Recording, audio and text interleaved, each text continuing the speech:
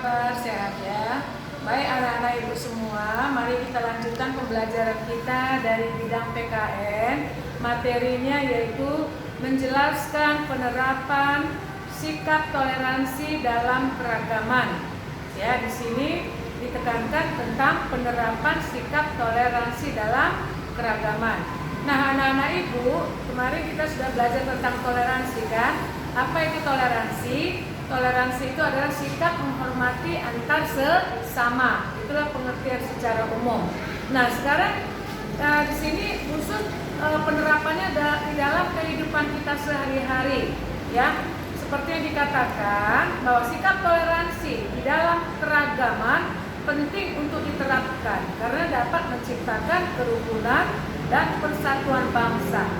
Nah, di sini ada 10 penerapan sikap toleransi yang kita temukan di lingkungan masyarakat.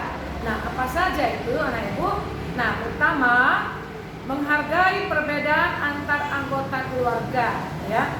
Artinya di sini kita di dalam rumah tangga, kita di rumah, ya, sesama keluarga, kita juga perlu menghargai pendapat, ya, menghargai perbedaan, ya. Misalnya si kakak, ya, keinginannya, ya, misalnya hobinya, misalnya, ya, masak-masak, ya, artinya di rumah dia selalu memasak. Nah, kemudian si adik laki-laki, dia hobinya misalnya, ya, main sepak bola, olahraga. Nah, kemudian, nah, apa yang kita perhatikan toleransi di sini?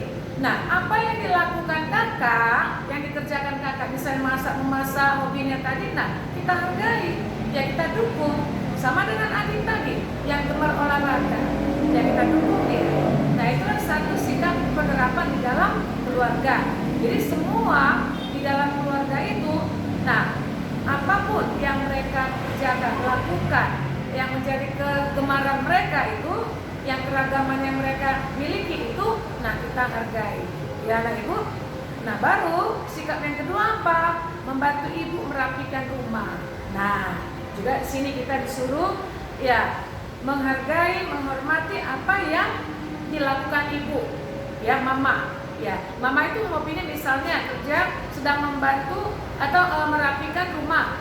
Ya, kita sebagai anak yang membantunya, apa misalnya? Nah, kalau si mama tadi menyusun, ya, di ruang tamu, misalnya keramik-keramiknya, di susunnya, nah, kita katakan sama mama, nah, "Ma, ini lebih bagus ke sini."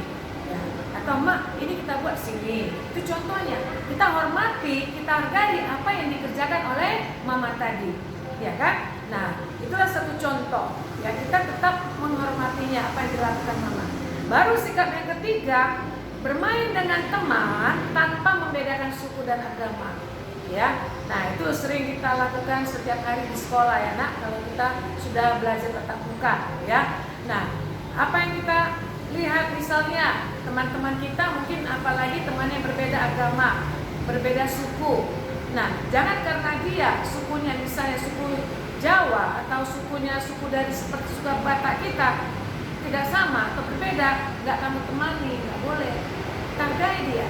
Ayo kita main-main yuk. Nah, ayo kita belajar yuk. Ayo kita kerjakan ini yuk. Nah, mau suku apapun dia, agama apapun dia, nah, kita hargai dia sebagai sama teman kita di sekolah. Nah, baru yang keempat, sikap apa? Belajar bersama adik atau kakak. Ya, itu sering kita lihat di rumah, ya.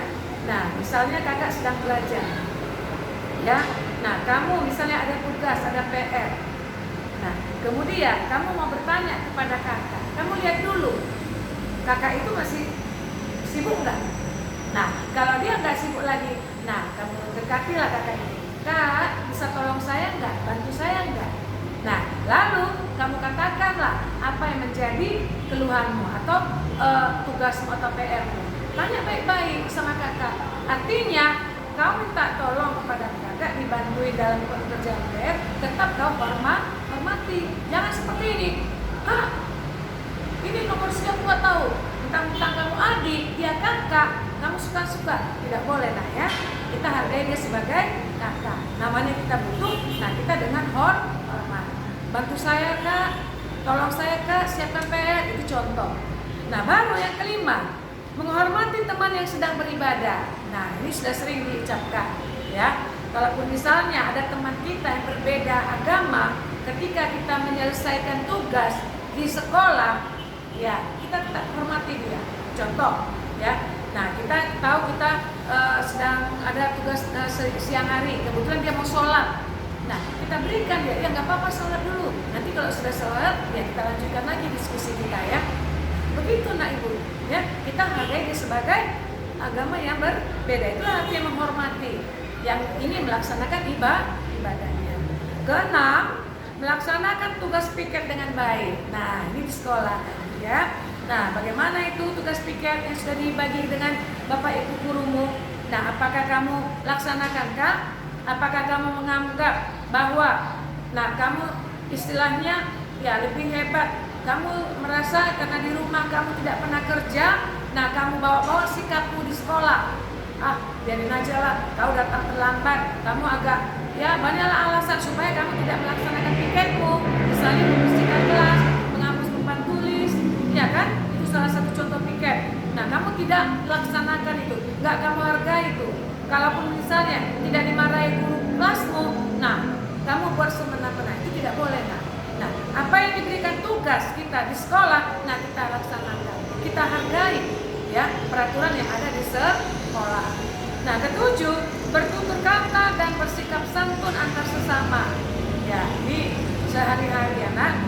Nah, saya rasa anak-anak ibu semua baik-baik dalam bertutur kata. Semua sopan, semua ramah, semua sikapnya santun. Ya, kenapa? Karena sudah diajarkan, ya, dari rumah ataupun dari sekolah, ya. Kalau kamu butuh, misalnya kamu tidak bawa pulpen, misalnya contoh, nah, kamu ada pulpen dua enggak? Boleh nggak saya pakai hari ini?